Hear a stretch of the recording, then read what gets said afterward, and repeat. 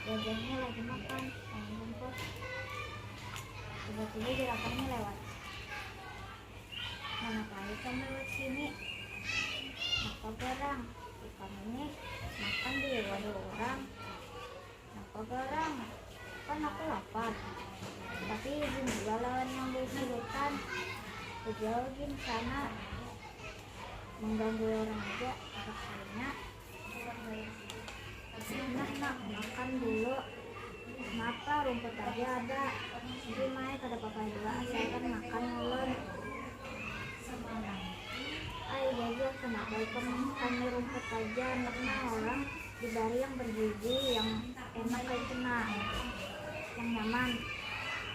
Kenapa garang? Yang penting anaknya makan biar rumput suara.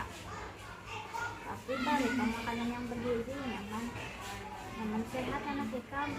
Dijauhin sana mau kerja besok harinya. Ayo jajah, kenapa awak ikan tuh ganal-ganal? Marah pada ikam awak tinggi banar ke tiang listrik. Marah juga ikam menyambut itu beda dulu. Lihat daripada kita berpikiran dasar terus, lebih baik kita bermaafan aja. Ayo aku minta maaf lah, kan sudah menyambut ikam kayak tiang listrik. Aku dan maaf lah sudah menyambut ikam awak benar. Kan kita sudah bermaafan, jadi kita berkawanan aja lah.